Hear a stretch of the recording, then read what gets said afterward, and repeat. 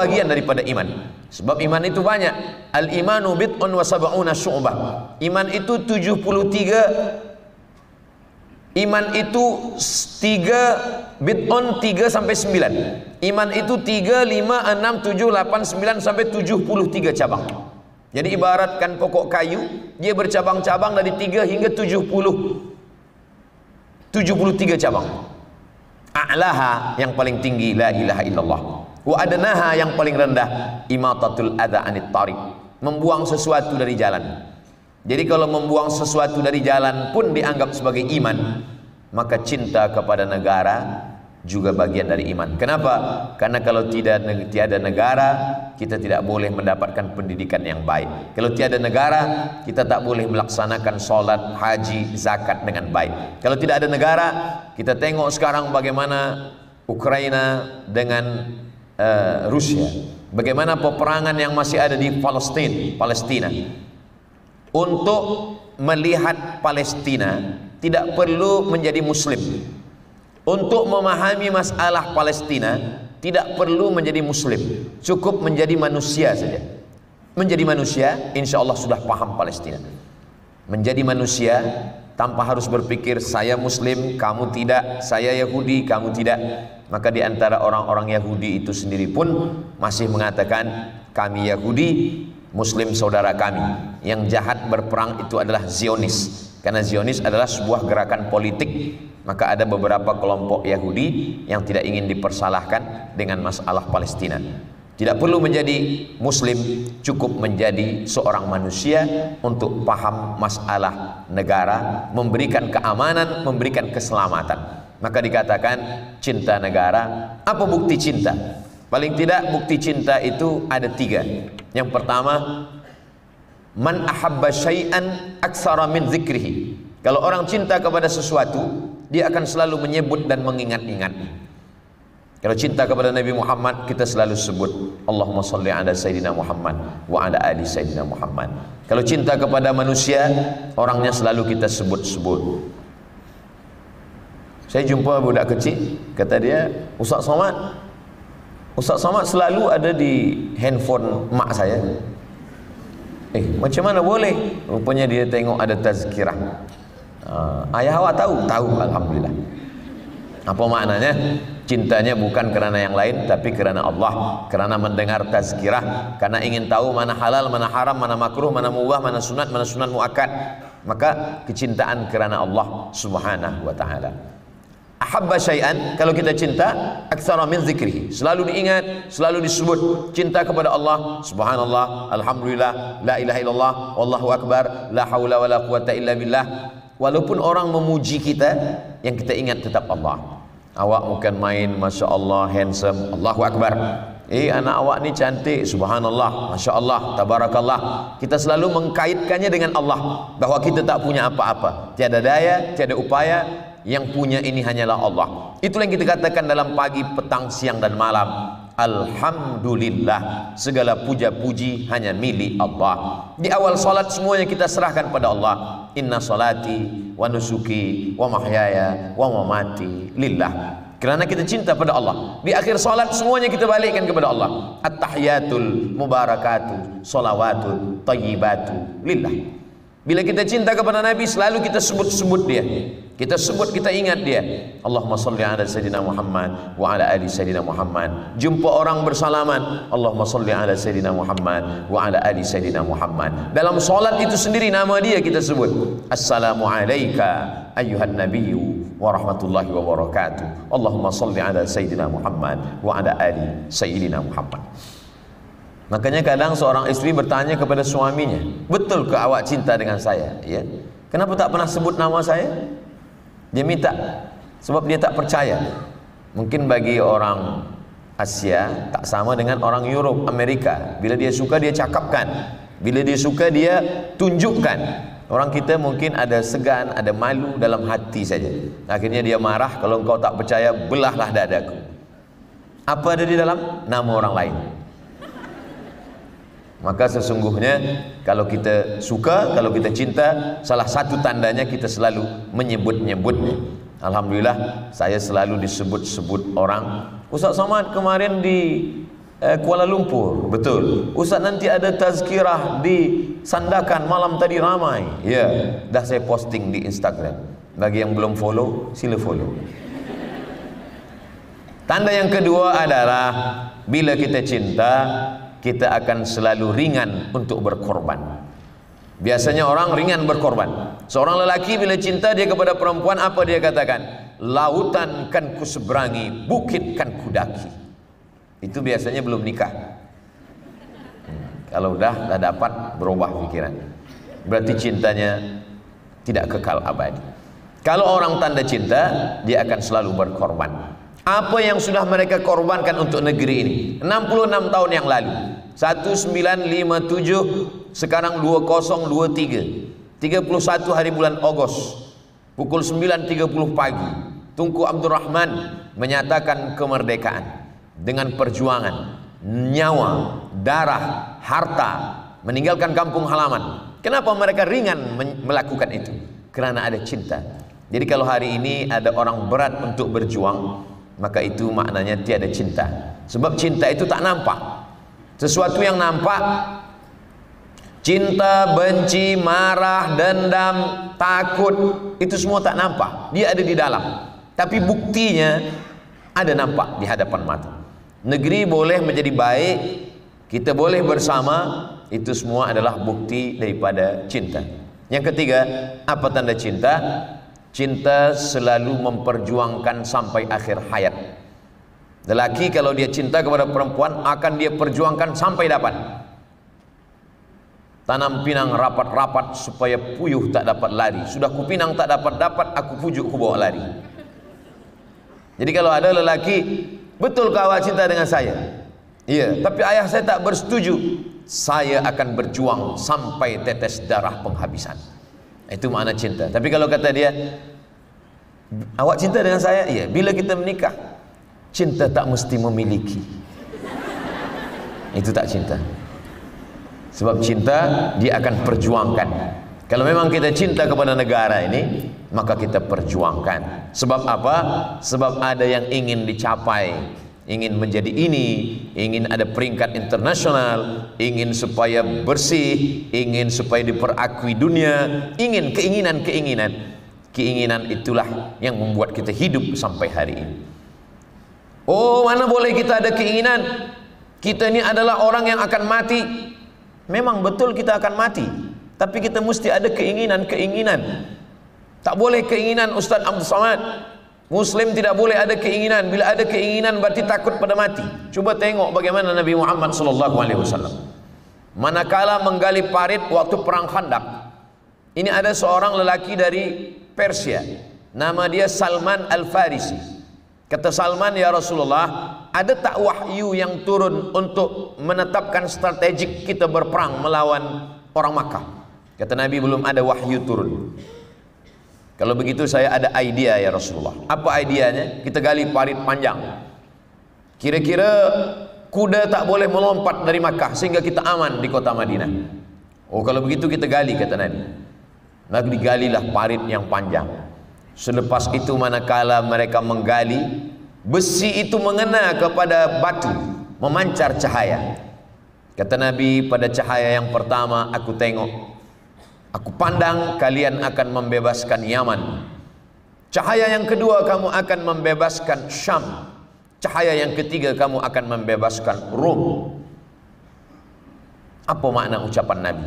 Selepas Nabi SAW meninggal, ketiga negeri ini maka menjadi Islam. Yang pertama Yaman, inilah sekarang negeri Islam Yaman. Yang kedua Syam.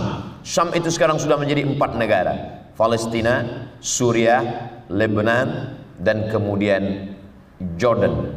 Lalu kemudian kata Nabi, aku melihat cahaya yang ketiga, aku nampak Rum. Ada yang mengatakan Rum itu adalah Konstantinopel. Kata Nabi, la tuftahannal Konstantiniyah, kamu akan merebut Konstantinopel. Wa ni'mal amiru amiruha wa la ni'mal jaisyu dzalikal jais. Panglimanya panglima yang terbaik, tenteranya tentera yang terbaik. Namanya sama dengan Nabi Muhammad. Itulah dia Muhammad Al-Fatih. 700 tahun selepas Nabi meninggal. Manakala hadis itu sampai kepada seorang lelaki bernama Abu Ayyub Al-Ansari, umur dia 80 tahun. Apa hadis yang berkata itu? Kata Abu Ayyub, la tuftahannal Konstantiniyah, Konstantinopel akan direbut. Maka Abu Ayyub Al-Ansari umur 80 datang ke Turki. Dia tak dapat merebut, tapi dia ingin supaya kalau berjumpa dengan Nabi dia sudah melakukan sesuatu. Maka di antara sahabat Nabi yang kuburnya ada di Turki, di Istanbul, adalah Abu Ayyub Al-Ansari. Makamnya di bawah pohon kayu yang besar. Panjang umur, sehat badan, berziarah ke masjid Abu Ayyub Al-Ansari. Semangatnya, kenapa? Kerana cinta. Orang umur 80 tahun pun akan tetap semangat kerana cinta. Jadi cinta membuat orang bersemangat. Jadi kalau nampak ada orang yang luar biasa, ada kemungkinan dua. Pertama, sedang jatuh cinta. Yang kedua, jatuh cinta lagi. Seorang muslim, maka dia cinta kepada negaranya. Dengan cinta negara itulah dia akan terus berjuang. Dengan cinta negara itu dia membuktikan kepada dunia. Tapi membuktikan kepada dunia, dunia akan sirna. Membuktikan kepada Allah subhanahu wa ta'ala. Saya sudah lama menyampaikan tazkirah cinta kepada negara. Hari ini saya sampaikan di negara sahabat saya, kawan saya yang dulu sama-sama belajar di Kahera. Banyak sekali saya tidak merasa asing, bertetangga, berdekatan. Yang dulunya adalah kerajaan-kerajaan Melayu. Kami berasal dari Sumatera, lalu kemudian berpisah dengan nama yang bermacam ragam selepas 100 tahun belakangan. Tapi sebenarnya masih lagi dalam satu rumpun, diikat dengan dua ikatan. Ikatan pertama, ikatan Melayu. Ikatan yang kedua adalah ikatan Islam. Bagaimana kalau orang itu tidak Melayu, tidak Islam? Maka sesungguhnya kita diikat dengan ikatan yang ketiga, sama-sama manusia. Tidak Melayu, tidak Islam, tidak manusia. Kita diikat dengan ikatan yang keempat, sama-sama makhluk ciptaan Allah subhanahu wa ta'ala. Makanya andai dia bukan manusia, bukan Melayu, bukan Islam, tetap juga kita disuruh berkasih sayang. Seorang perempuan melihat seekor anjing menjulurkan lidahnya karena haus. Perempuan ini perempuan yang tak baik. Anjing binatang yang tak baik dalam Islam. Lalu kemudian dia mengambil seliparnya, diambil kasutnya, kasut itu dia masukkan ke dalam perigi untuk mengambil air. Tiga ini tak baik. Anjing tak baik, kasut tak baik, perempuan itu tak baik. Berita itu disampaikan ke Nabi SAW. Apa kata Nabi? Perempuan itu diampunkan Allah dosanya. Sahabat heran, kenapa Allah mengampunkan dosanya ya Rasulullah? Apa kata Nabi? Fi kulli kabidin ratbin sadaqah. Dalam setiap hati yang basah ada sedekah. Haiwan ciptaan Allah, bukan Melayu, bukan Islam, bukan manusia, tapi dia ciptaan Allah. Sedekah, maka kita sudah berbuat sedekah. Bila menyampaikan tentang perempuan membagi minum seekor anjing yang haus, sampaikan juga tentang perempuan yang tidak membagi makan kucing. Perempuan ahli ibadah, muslimah, tidak memberi makan seekor kucing. Disampaikan kepada Nabi. Kata Nabi SAW, dia masuk neraka. Kenapa begitu ya Rasulullah? Karena tidak ada rasa kasih sayang dalam hatinya. Perbezaan kita dengan orang yang tidak bertuhan adalah tak ada kasih sayang. Ketika Nabi SAW sedang musafir, dia tengok ada seorang sahabat mengambil api, lalu dia bakar sarang semut. Nabi marah. Apa kata Nabi? La yu'azzibu bin nar illa rabbun nar. Tidak boleh membakar dengan api kecuali Tuhan pencipta api. Sampai hari ini masih ada orang suka membakar, menganiaya, menikmati menengok semut lari tunggang langgang lintang pukang. Padahal dia sedang menganiaya ciptaan Allah Subhanahu wa taala. Tengoklah bagaimana Nabi Sulaiman alaihissalam. Nabi Sulaiman menahan bala tentara. Stop, wahai bala tentara, jangan berjalan dulu. Kenapa wahai Sulaiman? Sebab aku mendengar panglima tentara semut berkata, udkhulu masakinakum. Wahai semua semut-semut, masuklah kamu ke dalam sarang-sarang kamu. Sebab tentara Sulaiman sedang lari. Pemimpin yang adil bukan cuma manusia yang terselamatkan, bukan cuma manusia yang aman dan damai, semut-semut pun tak ada yang mati. Begitulah kalau Allah Subhanahu wa taala memberikan, seandainya doamu makbul, dan doa itu cuma satu. Kata Imam Ahmad bin Hanbal, meninggal tahun 241 Hijrah. yang mengasaskan mazhab Hambali, murid Imam Syafi'i. Seandainya doamu makbul, dan doa itu cuma satu, jangan minta suami yang adil. Kenapa? Karena kalau minta suami yang adil, yang dapat hanya puan saja.